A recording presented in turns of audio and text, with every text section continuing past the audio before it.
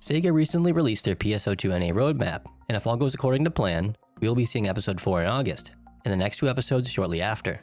So I thought it would be a good idea to put something together to give everyone else an idea of what they can be working for to prepare for the future content coming. If you're a PSO2 vet or already pretty established in the North American version, then you're probably doing just about everything I'm going to suggest in this video. I will be putting a lot of links in the description, as this video is more of an overview of what to do, and most topics I'm about to mention have already been explained many times by myself and plenty of others, so if there's anything you want to know more about after watching this, just check the description and I'll probably have something there for you. Getting right to it, the simplest things you could be doing right now and keeping up with are your dailies and weekly missions, as they will be a big source of your Meseta income. The normal dailies are from Fina at the left quest counter in the gate area. If you didn't know, you can still pick up client orders from her even when they have this gold icon next to them too. Then, you have your weekly quests from Yerkes in the cafe.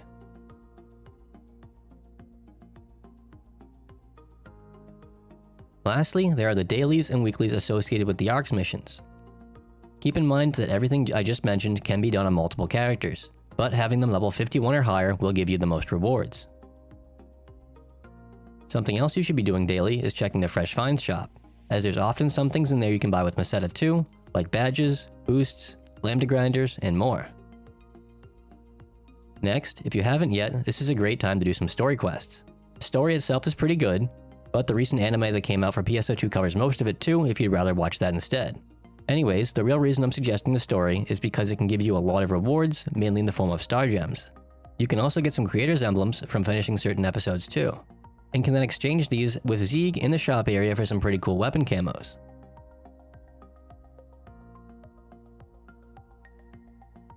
Moving on, let's get into what's worth hoarding or even picking up in general.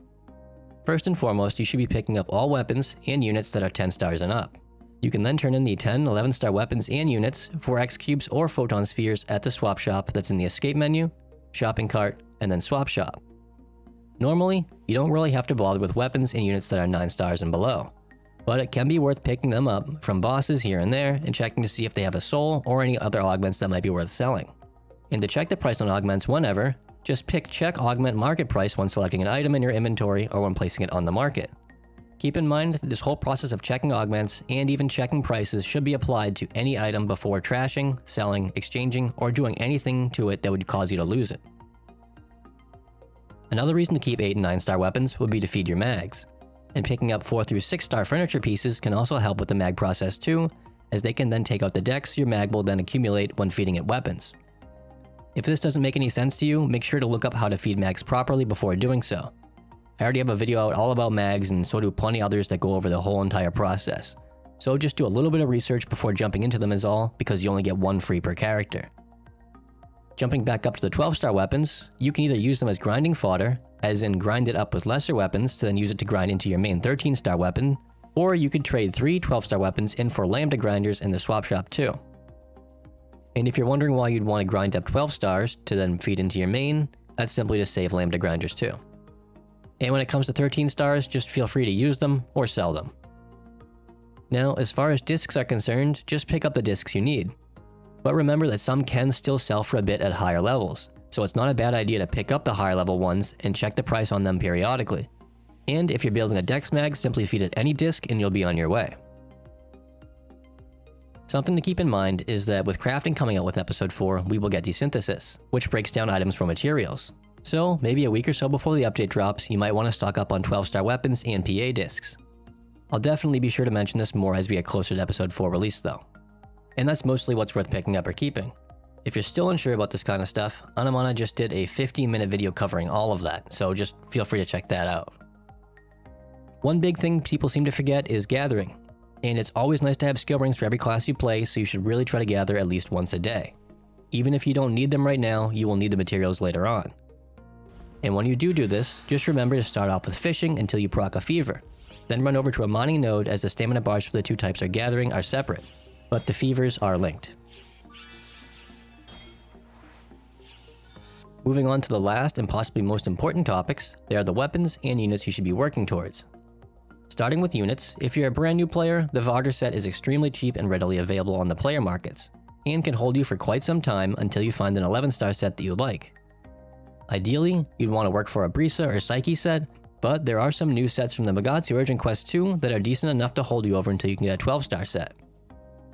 And the only 12-star set currently in the game is the Circuit Ray set. Now, you can either get these from the Badge Exchange NPC under Rising Badge 2 Exchange, or as an actual drop from Ultimate Quests. Furthermore, you can get more Rising Badge 2s from the Mission Pass and doing higher difficulty Urgent Quests.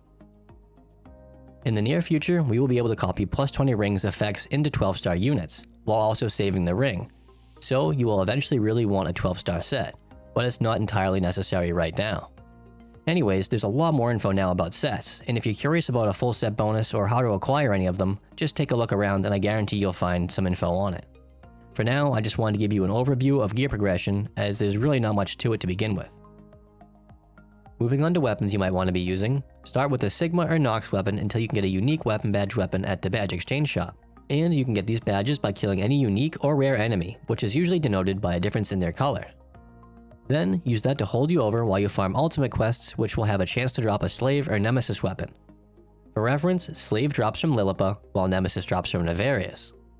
Something to keep in mind about these two weapons is that if our version stays anything like it was on JP, you will end up needing a plus 35 Slave and a plus 35 Nemesis weapon, as well as other weapons and materials that we don't even have yet, to combine into the next weapon tier. At this point, I don't really see why this would change, but since none of it is confirmed, take it for what you will. But if you choose to believe that it will stay this way, it's a good idea to farm up a Slave and Nemesis weapon for every weapon you choose to use in the future.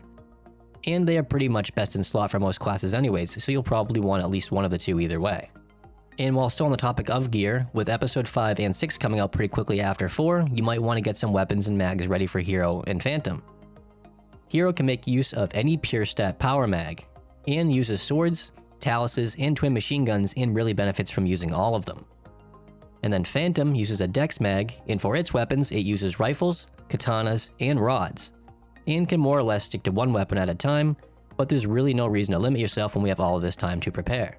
Now, as we wrap this up, the only other thing I really didn't get into was urgent quests, but I feel like by now everyone should know that that's a really good idea to hit them up whenever you can, as they are a great source of weapons for X cubes, various badges, and often have a chance to drop something that might sell for a bit. There's so much more I could mention, but these few things have really stood out to me as the most important things you could be doing and keeping track of. So, even if you were to only focus on what I mentioned here today, you will still be in a great spot for the future. And remember, it's a marathon and not a race. And with that, take care.